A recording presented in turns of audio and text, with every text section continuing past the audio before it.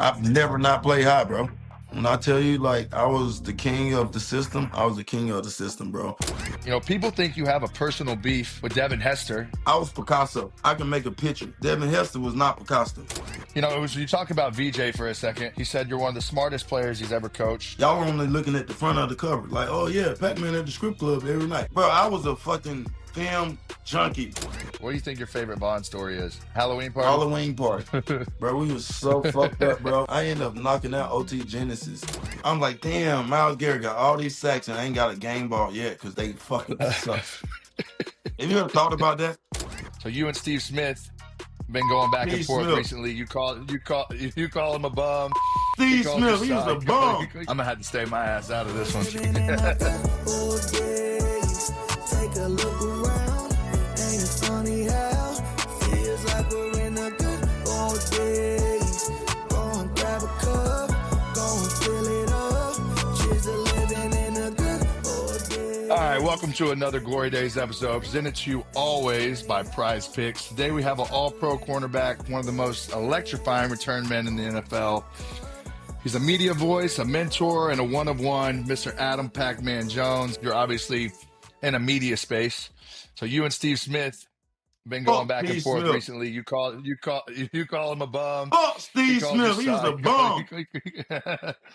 Danny, I'm gonna tell you the real truth, right? You know, like, so, let me tell you what really. I'm gonna tell you the whole story, though. I'm gonna peel the layers off, and I haven't told everybody this right now. So when I was a rookie, right, I had the biggest deal with Reebok. Steve Smith was signed with Reebok at the same time. That's when he was going crazy doing all this shit. You get what I'm saying? So we shot a commercial in LA. Man, the nigga was so rude, bro. He really tried to little boy me. And like I had to tell it, I like, bro, I don't know what you used to, but bro, I'm like that. Like he didn't even have no idea of like what I was off the field. He was thinking, oh yeah, this is a rookie, boom, boom, boom, boom. So since that day, I've never liked him. And when I played the nigga, every time I play him, ain't no coach come in and say, we got to stop Steve Smith. No, we didn't. I played that nigga 7 times, like 6 times. He had one play, was a busted play. You can go watch all the film. I actually getting the cut up. I already got the cut up. I just ain't posted it yet. He got the one play on cover 2 where we had a busted coverage and I went back and tried to grab him and he stepped on me. Great play. But as far as me locking in on the receiver, Steve Smith was a fucking bum. Maybe I caught him at the end of his career or whatever the fuck you want to say. But when I played Steve Smith, I was in Magic City, bro, the night before. Or whatever. In Baltimore, I was on the strip. Whatever that strip is they got in Baltimore with all the strip clubs right there, I was there to 1 o'clock. I have never woke up talking about, oh yeah, like I'm playing Randy Moss, fucking T.O., fucking, even I say AJ, because shit, I had to wake up and practice to fucking guard AJ. But like he wasn't to me. I'm just saying to me. And everybody talking about he was the KKK triple crown. I don't give a fuck what y'all talking about. But when I played, Steve Smith was a fucking bum. He was a bomb, Johnny. That motherfucker was a possession receiver. Yeah, tough, boom. And people think that I was trying to throw shade on Anquan Bolden. I was not trying to throw shade on Anquan Bolden. But to me, when I played against him, he was Anquan Bolden, a nigga that can't run, don't run good routes. Yes, he physical, and he can run through a tackle. That's it, bro. That's it. I'm gonna have to stay my ass out of this one. That's it, bro. You know, in 2018, you spent your last year in Denver. You got to play with a good friend of mine, Von Miller. Von had a nice setup at the crib in Denver. Von had a lot of fun in Denver. What do you think your favorite Von story is? Von had we had a Halloween party. Halloween party. Bro, we was so fucked up, bro. I ended up knocking out O.T. Genasis at this fucking Halloween party. And like I felt so bad the next day. That's kind of my dog, to be honest. Hey, I'm cool with O.T., but like he did some shit that I didn't agree with. Like my bitch is off limits, bro. Like you don't touch my wife. Like I don't give a fuck what you got going on. But we ain't doing that. And like he went there and I knocked him square eye. Bam! Actually, the chain. They had like we tried to take, like I was trying to take his chain or some shit, but that ain't really what happened. I actually gave him his chain back. But like, OT my boy, but like that fucking Halloween party was one of one, bro. One of one. I interviewed Josh Gordon. He has never really shied away from admitting he played every game of his NFL career high, pretty much. Me too. You said the same. I would take it from JG. We would stay at the team hotel on Saturday nights into Sunday morning. I would set an alarm if we had a game day at like noon or whatever it was. I would set an alarm at like 5 a.m. I would leave the team hotel at 5 a.m. Me and JG would walk from downtown Cleveland hotel we were at to my building. We would go to my building, we would turn FIFA on, and we would rip the fucking bong all morning and smoke a blunt. And he would go play some snaps, or he would be suspended and wouldn't be playing. And I was the backup. And I ain't never touched the field one time after doing that. But you guys did do it. How was that?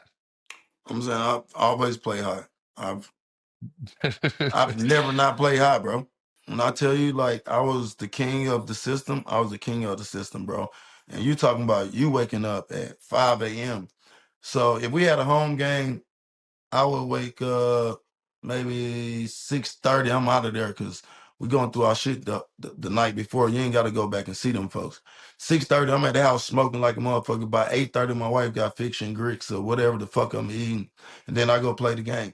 On a away game, if it's a morning game, I'm up like you talking about, like 8 o'clock. Boom. I know the buses don't leave at 10.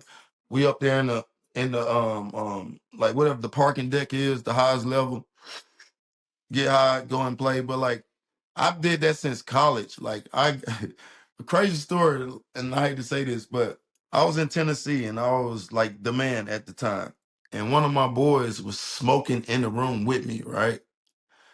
And I'm my boy, Keith, actually Keith hit the door like, man, y'all got the whole Is stuff. this the towel under the door with the hot Yeah, water on in the shower, or is this just we fuck it, we don't care?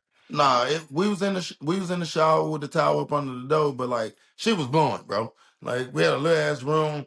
Um, damn, should I say his name? I shouldn't say his name. But anyway, so we smoking the shit. I tell the nigga, I'm like, bro, go ahead and leave. Cause shit, they ain't gonna do shit to me. I'm the first round draft pick. He like, nah, man, I'm gonna stay here. I'm like, bro, go ahead and fucking leave, bro.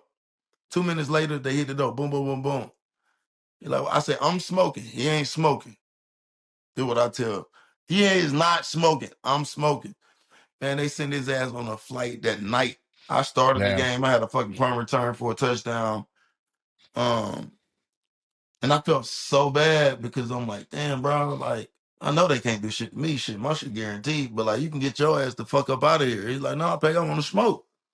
And it's, I don't know what's it. Thurman is his last name. I'll just say that. Thurman is his last name. He played with the fucking Green Bay Packers also. Wide receiver he was a dog too. But like I've never not smoked. Period, point blank. Like out of my 14 years, I might have stopped smoking one time. Like even when we had to get ready for the test, like I was so prepared for that shit. Like, because at the time, they ain't know about the Wizardinators. They ain't know about a lot of shit. They ain't know about the fake pee, warming it up. They ain't know about that shit. And, like, when we came out, shit, niggas wasn't really watching your dick like that. These motherfucking patrol cops, now they straight on your dick. Like, hey, what are you doing? Da, da, da. They wasn't doing that shit when I came out. You play with a guy who I got to watch in person that was badass. But just speak on AJ Green. Spoke on a little bit earlier, but how just at his prime, how cold he was. Bro, I had that motherfucker when he was a rookie. The motherfucker caught every ball on me for the first 2 days. I went back and told my coach, I'm like, this motherfucker here is going to be a fucking guy. Like, literally, like, and I was really fucking good. He just got the little shit, bro. Like, his hand-eye coordination was really good. But, like, little shit that people don't see, like pushing off when the ball coming, back shoulder was really good. And he don't look as fast as he is, but that bitch can go. He's quiet though, huh? Yeah, yeah.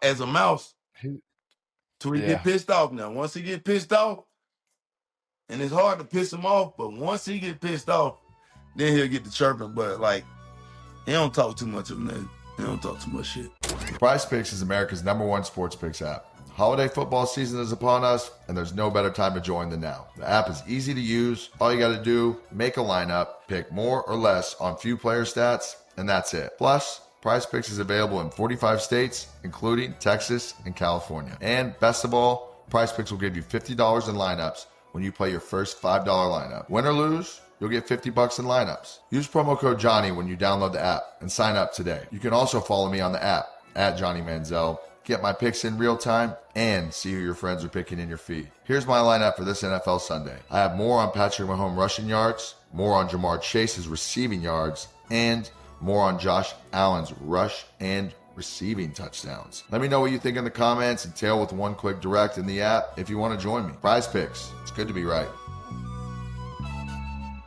2014, I don't know, week 14, you guys played at our place. First Yeah. start, one of the shittiest days of my football career ever. You guys just ran it down our throat. We got nothing going on offense. 30-0. Yeah, but you Okay. had some shitty ass receivers though, bro. You remember garbage. Terrell Pryor, garbage. Like you ain't have no help, bro. Let's be honest. We had a better chance and a better roster in 14. In 15, you guys came out, and I just looked at this the other day because I was with Cedric Aboye, who played. He was a rookie that season, playing guard and tackle, and our roster was not as good even the next year. But you guys, as a defense, were really, really good. You guys had people all over the place, and the Bengals had a really good run, in my opinion, throughout those 13, 14, 15 seasons. A lot of that got to do with Vontaze Burfict, bro. Like, I'm gonna be honest with you, like he was a fucking monster. Like by far the best linebacker and that's saying a lot because I played with Keith Bullock. I played with a lot of fucking good linebackers. But Vontaze was one of them guys like, hey, bro, don't even worry about the slant. If this ass have a chance and the nerve to run a slant, I'm gonna kill him. And like we would fucking pitch in to pay his fines. And then we had Reggie Nelson. Reggie Nelson was one of the best safeties that I ever played with. Actually, in 2015, he led the league in interceptions. And like I think he had like 14 or some shit like that. But we was put together pretty good, I would say, on the defensive side. Then we had Geno Atkins up front. We had fucking Carlos Dunlap. We had fucking Did you Wallace guys have Gilberry. did you guys have another linebacker like a Samoan Hawaiian Yeah, dude or something? Ray Maluga. That's what I thought. He was fucking cold too. Ray from SC, Southern Cal. He was a fucking monster, bro. Like that year, them years that we all got to play together, it was a crazy year, bro. And like them with Vontaze and Ray, like, bro, we ain't worrying about nobody running the slant. Like we playing outside leverage. If you can have the nerves to run the fucking slant, only inside routes we got really was digs, bro. Like as a corner, I'm thinking like, all right, I'm gonna outside press his ass. If he outside release, he only running 2 or 3 routes, like a comeback, a hitch, or a go. So like we was kind of cheating Our the system. meetings that week, our meetings during the week probably went a lot different. We had to go look over, hey, we're gonna have to slide it. We're gonna have to deal with Geno Atkins all fucking game in the middle of the field. He's gonna cluster everything up. Dunlap still had a crazy pass rush. We had You have the Michael linebackers, Johnson too. Yeah, whenever you have to point them out or whenever you guys are blitzing and shit, like these were Zimmer defenses too, huh? yeah, hell yeah. Yeah, fuck him. He was annoying as hell. Double A gap bullshit. Everything is like pump, bro. You don't know what it is. Like, get y'all ass in there. We might be coming out playing pumps. We might be coming out playing cover 2, cover 4, man Donna. I will say this: Zimmer is one of the best defensive coordinators that I played for. I will admit that. But I will say DJ is the best defensive coordinator I played for as far as a corner wise. You get what I'm saying? Shout out to VJ. He's actually Denver is doing pretty goddamn good right now too. He's the defense coordinator for Denver right now. He was the head coach when I went to Denver. We got to talk about this. The 2016 AFC wildcard game. It's one of those things where you're sitting there, all this shit gets played out into the last week of the season. And then you're like, damn, all right, we're going to play Pittsburgh in the first round of the playoffs. Like, we got a good team. They got a squad. We've already played each other twice this year. Like, now we got to go do it again. And you guys are in that game. And then Devontaze hit happens on Antonio. It ends up costing you the game. Did you ever think that play would be so serious? Lives in NFL lore too for what happened to AB and how much he's lost his fucking marbles lately. But What was it? Was it a build up into that game that happened to that hit, or was it one of those things where, the pack you have with Vontaze where it's like, if a motherfucker come across the middle, I got him. Yes, that's what it is. But this is when I really found out gambling was going on in the NFL, bro. The FBI need to go back and look at that game. And the fucking ref that called that fucking play, which we found out later, was some kin to these motherfuckers on the other side. The other part about this is the coaches coming on the field. Coaches are not allowed on the field to fucking go over here and participate in whatever the fuck going on. Get your bitch ass out from over here, nigga. Fuck you got going on? That's what I'm Fuck. saying. And like, You could hear that though. You could hear that from the corner position. You saw it happen. You heard it, and you go, "Ooh, I was on that side. It was a dig route. yeah." It was a fucking dig route, bro. That's why I hate the Steelers, bro. I hate everything in Pittsburgh, bro. Motherfucker tried to pay me the other day like $20,000 to do it. Man, listen, bro, you wasting your money if you think I'm coming to motherfucking PA for anything. I had Terrell Suggs on a couple weeks ago, and He's he that's was my obviously boy. talking about the Steelers, about the AFC North rivalries, how it was, obviously the Cincinnati teams, Vontaze, Antonio, the Killer Bees, those matchups. What was it like playing in those AFC North games? And I mean, shit, you got what, 2, 4, 6 of them a year? Bro, that shit was physical as fuck. Even when we played y'all, like, you gotta realize Mr. Brown used to own the Browns. So this is one game on the fucking list that he is fucking circling. You know what I mean? The players are circling fucking Pittsburgh and the Ravens. You know what I mean? But like FC North, bro, is like when we played, bro, that shit was tough, bro. Like 2 chin scraps. Like you better have 2 motherfucking chin scraps on because anybody can get knocked out. But like I enjoyed that shit. Like speaking of the guy you just talked about, like we knew like this motherfucker can talk. He was the best shit talker, bro. And our offensive line was damn near scared of his ass. For real, like bro was a monster, and I love him to death. But like, bro was a monster. And as far as the Pittsburgh shit, like, they ain't really have too many shit talkers. But like, that was our biggest rivalry because of what it was at the time. But like, bro, I've always hated everything about Pittsburgh. Like, I went to West Virginia. We hate Pitt. Then I end up Yep. in fucking Cincinnati. We hate Pitt again.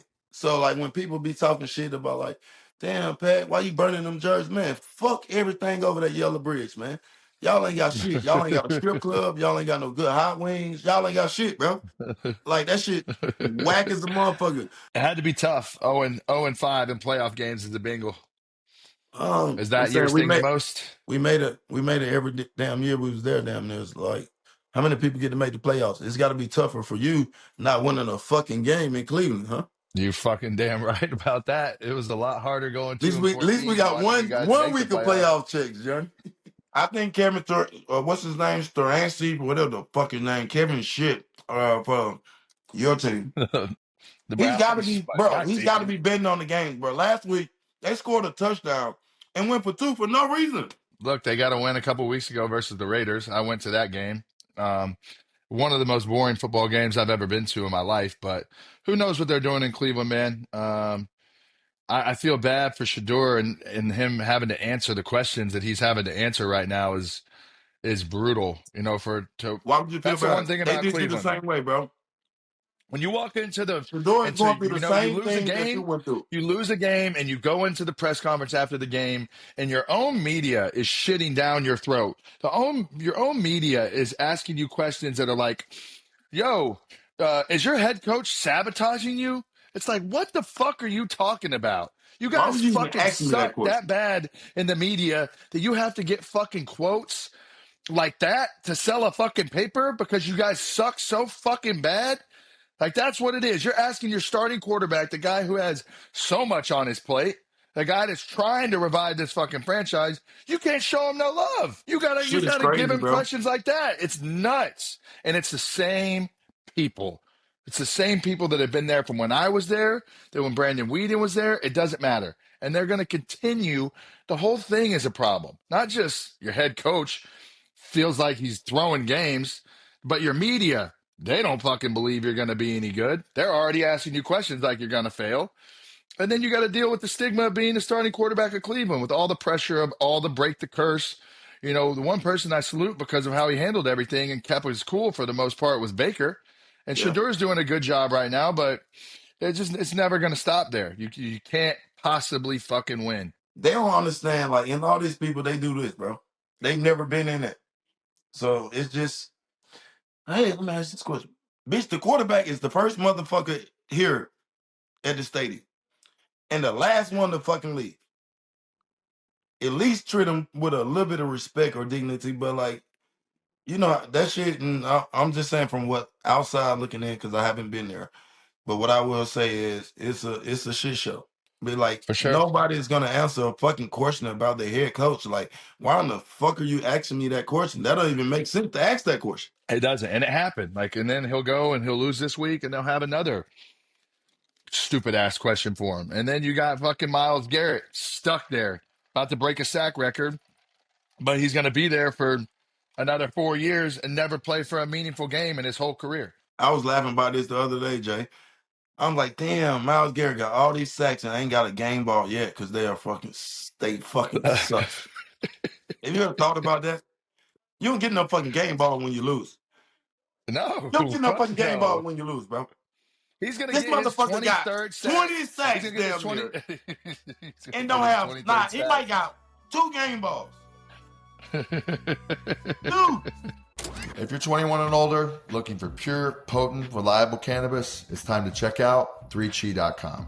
3chi is for anyone who values quality, consistency, and a killer experience. Since 2018, 3chi has been America's go-to cannabis brand, building the strongest, cleanest THC products with science and safety at the core. Whether it's gummies, drinks, and vapes formulated by expert biochemists or flower and pre-rolls grown by the industry's best farms, everything is double tested for potency you can feel and safety you can trust.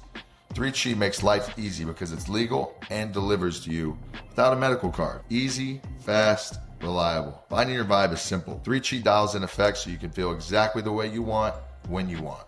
Relax after a long day, lock into focus, lighten up to socialize, ease into sleep, or just take a quick trip to outer space. However you want to feel, 3chi's got you covered. Head to 3chi.com and take the product quiz to find your perfect fit. That's number 3, CHI.com. And use the code Johnny for 30% off store-wide. Not available in all states. Gotta be 21 or older. Consume responsibly and never drive when high. You know, you talk about VJ for a second. You know, he was your coach in Cincy and Denver. He said you're one of the smartest players he's ever coached. You know, what did he know about you as a player that others may have misinterpreted and something he saw inside you to be like, yo, this is going to be my guy? Because everybody just look at the outside, don't look at the inside. Motherfucker read the cover of the book, but won't read the book. Like, y'all are only looking at the front of the cover. Like, oh yeah, Pacman at the script club every night. Yes, I am. But you ain't looking at the motherfucking dialect, what I'm putting in. Like, bro, I was a fucking film junkie, bro. Like, really, bro. Like, for real. People can say what they ain't not nail one of my coaches. Not one of my coaches, GM, defense coordinators have never said nothing bad about me, because one thing about me is when I come to put in the work, I'm putting in the work. Now, when I leave that motherfucker, I'm on a whole nother page. But as far as like watching film, telling coaches, hey, look, I don't think we should do this right here on 4th and 9. Everybody keep fucking blitzing his ass, and we in zero blitz. We need to play coverage right here. And I would ask questions, bro, like any Swartz, who is the defense coordinator for fucking the Browns right now. He was my defensive coordinator. And when I was in Tennessee, I had VJ, I had Zim. The worst coordinator I had was the motherfucking Denver. I can't even think of his fucking name. When DJ was the head coach. But like I refuse to say his name. That's basically what I'm saying. But like I would ask questions, bro. Like, yo, why are you calling this right here? And tell me so I can comprehend as a corner, which is the hardest job on the fucking defensive side of the ball. Tell me how I can play this the best way. And out of every coach I've ever had, bro, it wouldn't be like disrespectful coming in. Like I'm staying after practice, like, yo, y'all watching film, right? Y'all finna watch the practice. I'm gonna go, can I come in and watch with y'all? Like that's the shit that I would do just so I can be right about the shit that when I go off about or have a disagreement about, or when I'm telling my linebacker in the huddle, change that shit, bro. He calls zero. Change that shit to pumps. Like me and Vontaze, bro, we changed so much shit in the huddle with him. I'm like, no, bro, don't call that shit, bro. Don't call it. He like, you sure, Pat? I'm like, motherfucker, didn't I just tell you don't fucking call it? You know, Hey, you would call coaches out. You would call coaches out in team meetings sometimes, which is probably like a weird thing to do as a player. But when you know your shit like that, and you have coaches that maybe get a little lazy through the middle of the season, it gets to be a little bit of a drag. You got to keep motherfuckers on their hey, bro, toes. it's So fourth and how would that 20, go bro. over? Why you calling zero blitz, bro? 4th and 20. Play Trust me, coverage, I get bro. it.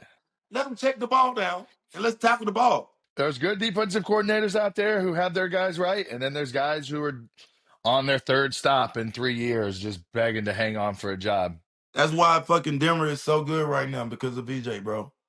Like, of course, they got one of the best corners in the league right now, but like, VJ can go and get some motherfuckers off the street. As long as you're gonna be disciplined and do it the right way every fucking time, he can make you look good, bro. You obviously got no issue with speaking your mind and your truth the way that you see it. Sometimes may get you in trouble, but what have been the biggest advantages to being, and this is a question that, kind of comes towards me as well too, but what have been the biggest advantages and disadvantages to being 100% authentic? At the end of the day, bro, like I refuse to change who I am. Like I don't give a fuck about the money shit. Cool. Like I've been broke before, so I don't give a fuck about the money part. And I got a lot of money right now. You get what I'm saying? Second of all, like I'm not fucking kissing ass, bro. Like I don't believe in that shit, bro. I believe in me. I'm gonna be 100, and everybody know that shit. Like if you play with me, I'm gonna give you what you ask for. And I'm talking about whatever you want. I don't give a fuck how you want it. I'm gonna give it to you. You feel like towards the end of your career, as you like, are dealing with teams, you're signed later in your career, do you feel like being 100% that way maybe kept some teams from signing you, limited your options because of what you did on the field and your play should have allowed you to play for as long as you really wanted to wherever? I mean, people are desperate for corners for eternity. You gotta remember, I signed 3 for 30, which was a decent deal at that time. I could have went to the Ravens for a little bit more, but I just didn't want to leave Cincinnati. So out of the 3 for 30 shit, I had 22 guaranteed in the first two, which I got all of that money. You hear what I'm saying? Then I left there and went to Denver and played with VJ. Shout out to VJ. And at that point in my time, I was like, you know what? I got 14 years in this shit. I'm done.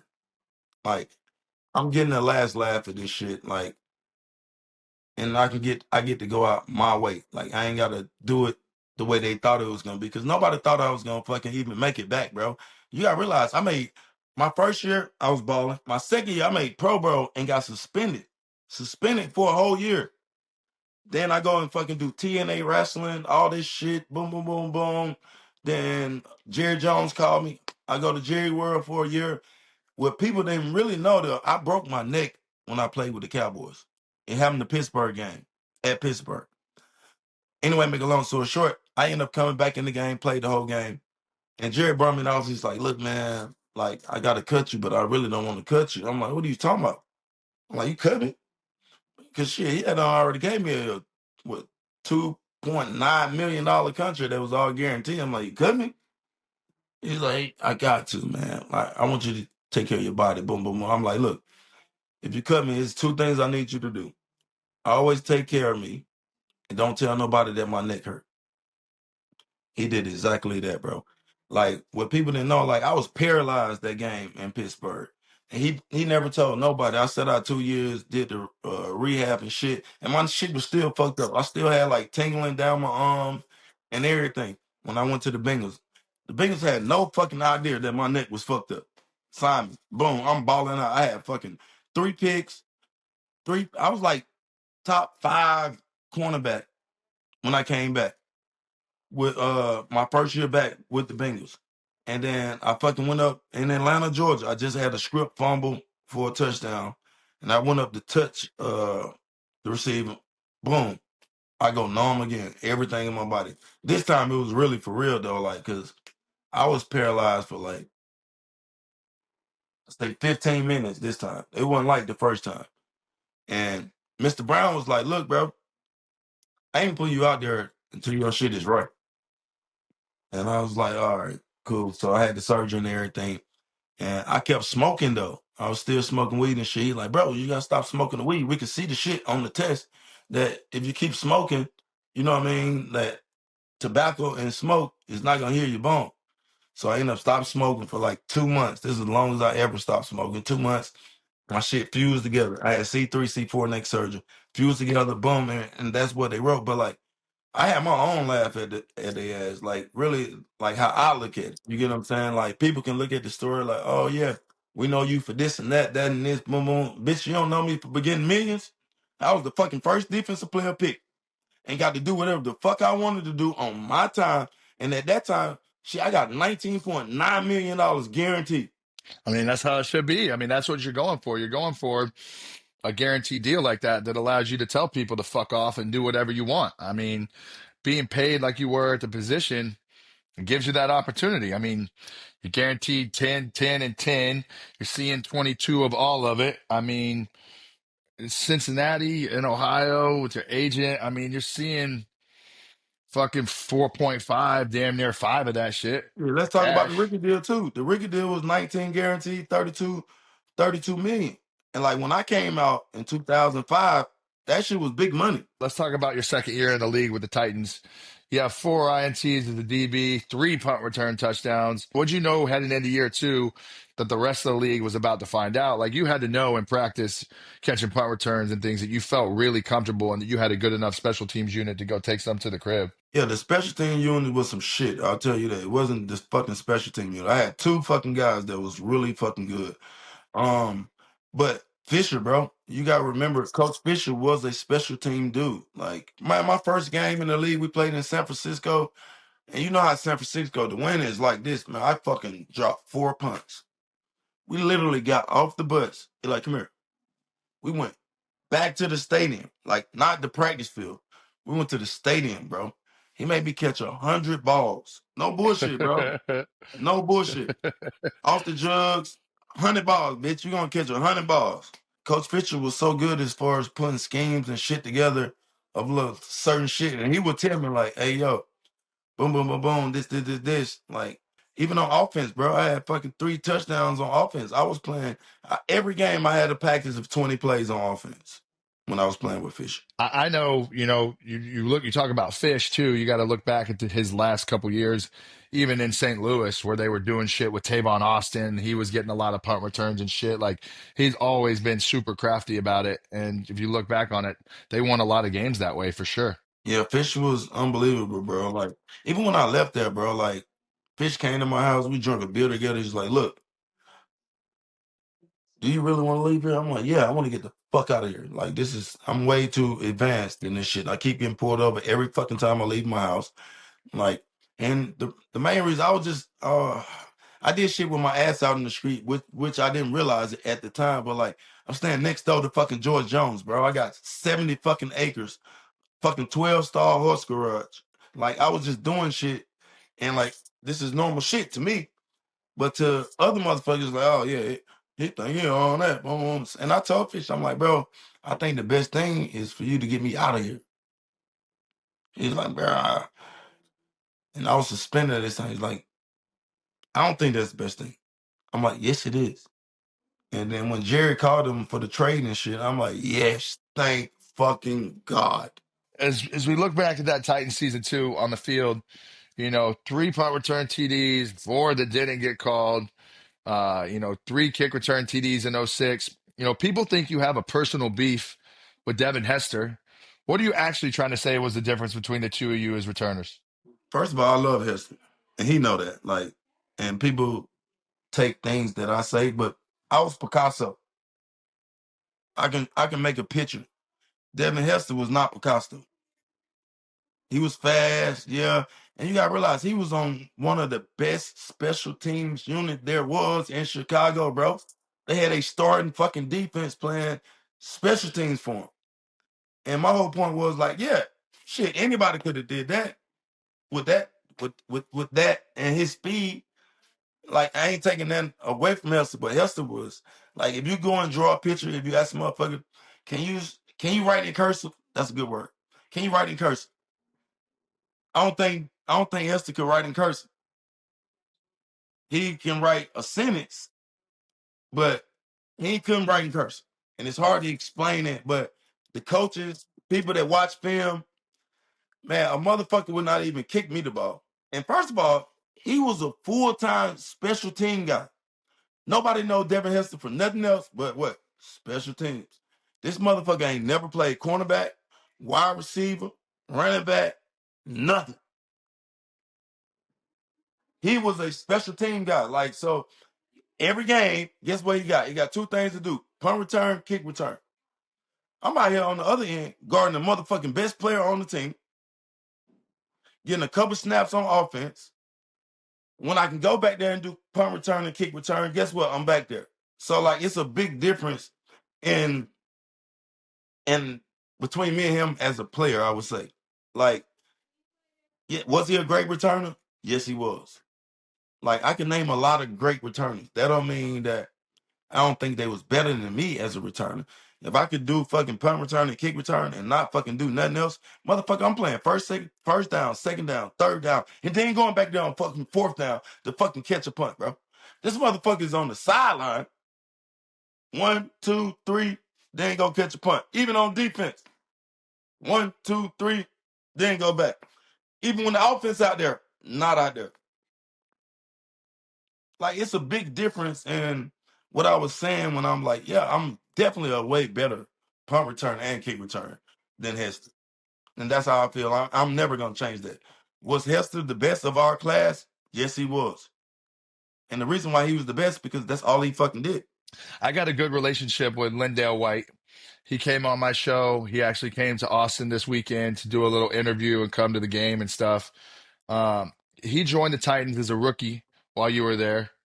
I feel like we're cut from the same cloth as him. How Yeah. was he as a rookie fitting in, and how was he as a rookie in general? Show had that mentality, like, you know what, man, I'm finna hoop on y'all folks. Like, he knew how good he was, but he's like, man, fuck this shit, Pac. And I used to tell him, like, yo, bro, you good as fuck. And I'm like, nah, fuck this shit. Like, I think if Show would have, like, really dialed in and took it 100%, like, his legacy would have fucking been 20 years. But this motherfucker wouldn't even practice, bro. He come and practice with some, and it's kind of my fault. Like, I would literally practice in Air Force Ones when I was at Tennessee. I think I could have played a better role in showing him, like, hey, bro, we gotta do this the right way. But at the end of the day, Show was content with not being the number one guy when he knew he was the number one guy. Even with CJ there? Yeah, hell yeah. Like, he was content with CJ getting all the carries. And he knew, like, once we get down into the 20, bitch, I'm gonna punch it in. We had Travis Henry on our team too. Like, this nigga come up under some really good running backs. I don't know if you know who Travis Henry is. Fucking probably the all-time leading rusher in fucking Tennessee history. Like, Travis Henry was a fucking dog. But then we got CJ. So, like, Show was really cool with, like, all right, man, I ain't doing all that shit, but give me 10, 15 carry. All right, now I'm gonna score me 2 touchdowns and 10, 15 carry. And, like, that was just Show. But, like, everybody know, like, once LenDale get the ball, he's pretty much going for a touchdown. Like, he's like, and he was fucking really agile for a big dude too. Like, he could fucking move. Like, Show had, like, he can move just like the best of us. And this motherfucker was every bit of 225, 250. Who do you think should be more on the hot seat in the NFL right now? The Bengals, Dak Taylor, or the Steelers, Mike Tomlin? I say both of them, really, if you ask me. Like, you gotta realize, like, Zach is on the hot take seat because we haven't started off good, not now season that he's been the head coach. On the other hand, I love Mike Tomlin as a coach. Do not get this twisted. But they're the oldest fucking team in the NFL. They got no receivers. They got one fucking receiver and a good tight end. That's it. The defense is a Yeah, subpar defense. their outlook for the future, in Pittsburgh looks a little Oh, dim. it look old. Like you're gonna have to go find a quarterback because right now this Rodgers experiment's not working. He getting the shit beat out of him, bro. He looks hurt. He's still playing, but he getting the shit kicked out of him. They have one receiver. I mean, the outlook for the future after this year is like, damn, we're back to the drawing board again. I don't see a ton of quarterbacks out there that they're gonna go and get. I mean, damn, maybe go get Kirk Cousins. Maybe I don't even know who's available. Like, They got to figure out a younger guy that they can bring up in the system. Of course, they got to get a veteran, but they got to draft a quarterback this year, some kind of way, some kind of how. you don't do that at the 15th pick. 15, it's gonna be Not some usually. shit around there.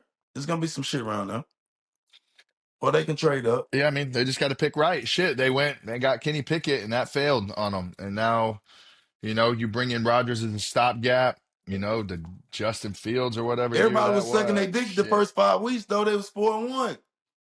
Oh, Pittsburgh is back. Get out of here, bro. Y'all ain't played no motherfucking body. As we get to the end of this, I want to know a little bit, and our audience wants to know a little bit about your podcast, Politely Raw with Pacman Jones. What got you started in that, and what you be talking about? A little bit of fucking everything? A little bit of everything, man. Politely Raw is basically like me and you having a fucking conversation just like this, bro. And I refuse to let anybody dialect our conversation, tell us what we need to say. Say what we got to say it this way, we got to say it that way. I talk about everything: culture, sports, shit, the president, like what's going on right now, today's topic, hot topics, Johnny Manziel, sorry ass Cleveland, the coach is a bum, Kevin Stefanski, Anything you want. anything I want. I get to talk about it, man, and I get to make a lot of bets on shit that I don't like too. So they've done a good job with me and stood by me. And I just enjoy talking It's nice to have a good partner. It's nice to have a good partner like Yes, that. it For is. me, I got Almost Friday, so shout out to them. They allow me to live my lifestyle, live my life, and allow me to do my pod on my terms with I want when I want, with who I want, and say what I want. And that's an amazing thing. I sat down with them before I did this season, and they're like, listen, we love what you did this summer with Drake. How about we just make it to where you can do a pod wherever the fuck you want in the world with whoever you want and who comes into your life? And I'm like, shit. And you motherfuckers gonna pay for it? They're like, we got you. I'm like, say motherfucking less. That's something I can do and something that allows me to get up, want to do this podcast, want to have fun, and talk about the things I want to talk about. So shout out to them. Now it's time for our question of the week. This is presented by PrizePicks. Use code Johnny. Play $5, get $50 in lineups. In every episode, we like to ask the guest, if you had to choose one word to define your glory days, what's that word for you? It would be belief. Like, I believed in everything that I had going on, regardless of what the outside noise was saying. Like, when they said I couldn't, I said I could. When they say I wouldn't, I said I would. Like, I would say belief. If I had to describe one word and all of that, like, belief is everything, Johnny. We all go, but everybody gonna go through some shit. And if you ain't went through no shit, you ain't got no fucking story. Like, you's either a peon or a neon, like, or grape. You know how this shit is. But like, and for me, like, it was belief. Like, I showed a lot of people where I'm from and where I ain't from, getting counted out, and just keeping